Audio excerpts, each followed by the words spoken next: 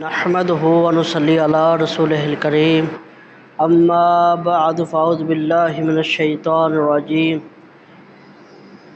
عن تميم الداري رضي الله تعالى عنه ان النبي صلى الله عليه وسلم قال الدين نصيحة. قلنا لمن؟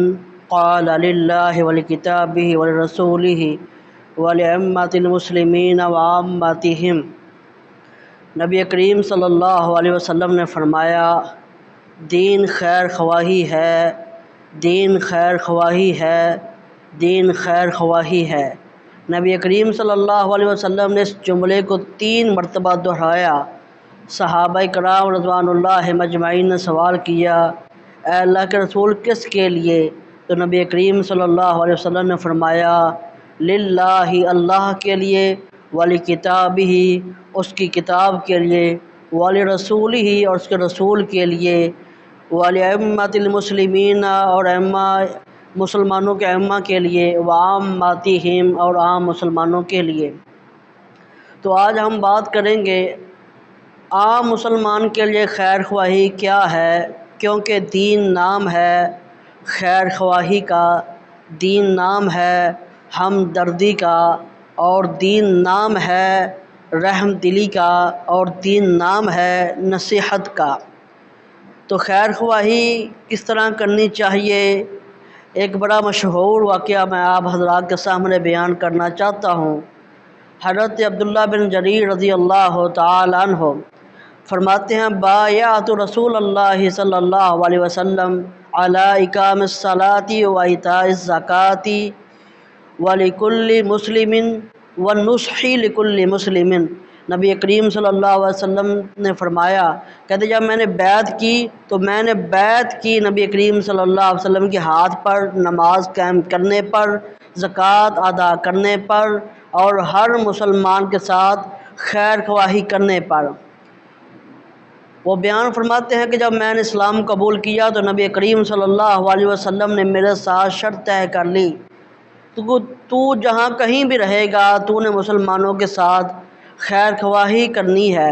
اور زندگی بھر انہوں نے اس کے اوپر اس قدر عمل کیا، اس قدر پابندی کی کہ اس حدیث کے ماتحت فتح الباری اور صحیح بخاری کی جو شرح ہے، اس حدیث کی شرح میں لکھا ہے، جب کسی بھی انسان سے وہ چیز خریدتے یا فروخت کرتے تو جب کسی سے بھی کچھ چیز خریدتے اس کو کہتے تیری چیز یہ بہت عمدہ ہے، اچھا ہے، اعلیٰ ہے، اس چیز سے جو میں آپ کو دے رہا ہوں اب آپ کو اختیار ہے، آپ اسے چھوڑ دیں یا اپنا لیں۔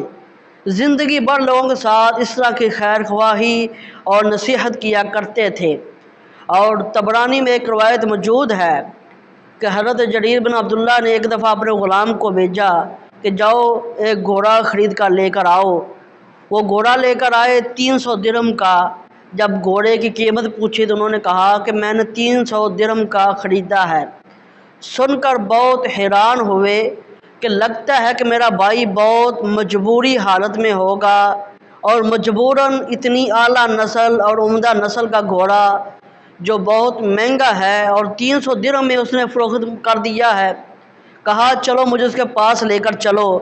یہ غلام ان کے پاس لے کر چلا گیا اور جا کر سوال کیا کہ تو نے اتنا عمدہ اور اچھا گھوڑا 300 درہم میں دے دیا، اپنا گھوڑا واپس لو، اب ہم آپ سے دوبارہ خریدیں گے۔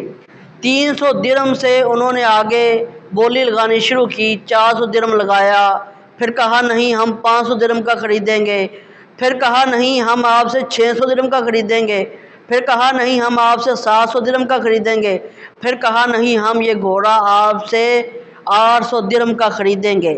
یہ ہے ہمدردی، خیر خواہی اور مسلمان کے ساتھ رحم دلی۔ اور آج آپ تمام احباب کو پتہ ہے کہ پاکستان کے اس وقت جو حالات ہیں، ہمارے بھائی جو پانی سے متاثر ہوئے ہیں، جو سیلاب کی وجہ سے بے یار و مددگار ہوئے اور جن کے گھر، اولاد، جانور پانی بہا کر اپنے ساتھ لے گیا۔ لیکن آج ہمارا رویہ ان کے ساتھ کیا ہے کہ ایک دفعہ جب 2005 میں زلزلہ آیا تھا، لوگوں کی بہت زیادہ اموات ہوئی تھی، تو ہم نے اس وقت کفن مہنگا کر دیا۔ اب مسلمانوں کو ضرورت ہے کھانے کی، پینے کی، اور جن کے گھر بار تمام جو ہے ان کا ساز و سامان پانی اپنے ساتھ بہا کے لے گیا۔ اب ان کو ضرورت ہے بستروں کی، لیکن ہمارا رویہ کیا ہے کہ ہم نے کھانے پینے کی چیزوں کو مہنگا کر دیا۔ وہ پیاز جس کو ایک وقت تھا کہ لوگ کاٹتے تھے تو آنکھوں میں پانی آتا تھا، لیکن اب جب اس کو خریدتے ہیں تو خریدتے وقت لوگوں کی آنکھوں میں پانی آتا ہے۔ کیا یہ مسلمانی ہے؟ کیا یہ ایک دوسرے کے ساتھ ہمدردی ہے؟ ہم ان کی مجبوری سے فائدہ اٹھا رہے ہیں۔ ہمیں پتہ ہے کہ اب جو ہے ہمارے پاکستان کے حالات بہت کٹھن حالات آ چکے ہیں، اور ہمارے بھائی جو ہیں وہ پانی سے متاثر ہوئے ہیں، اور بات یاد رکھنا کسی کی مجبوری سے فائدہ نہیں اٹھانا چاہیے۔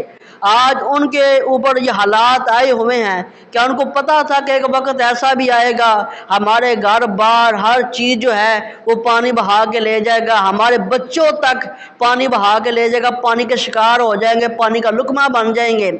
اور کبھی وہ بھی ہم کی طرح اپنے آنے والے مہمانوں کی راہوں میں پلکیں بچھایا کرتے تھے، کبھی وہ بھی ہماری طرح اپنے مہمانوں کو اہلا و سہلا و مرحبا کہا کرتے تھے، کبھی وہ بھی ہماری طرح پرسکون زندگی گزارا کرتے تھے، لیکن آج حالات نے انہیں روڈوں کے اوپر لا کر بٹھا دیا۔ آج وہ ایک وقت کی روٹی کو ترس رہے ہیں، لیکن آج ہماری کچھ مافیا جنہوں نے اس قدر مہنگائی کر دی ہے کہ کھانے پینے کی اشیاء کو اتنا مہنگا کر دیا کہ ان کو خریدتے ہوئے بھی انسان کو ڈر لگتا ہے کہ آج کیا حالات بن چکے ہیں۔ مرغی کی قیمت اتنی ہے اور اتنی ہی جو ہے قیمت وہ پیاز کی ہے، اور جتنی قیمت مرغی کے گوشت کی ہے اتنی قدر جو ہے اتنی جو قیمت ہے وہ ٹماٹر کی ہے۔ کیا یہ مسلمانی ہے؟ اللہ سے ڈریے، اللہ کے خوف سے ہمہ وقت پناہ میں رہیے۔ کبھی بھی اللہ نہ کرے ہمارے اوپر بھی یہ حالات آ سکتے ہیں۔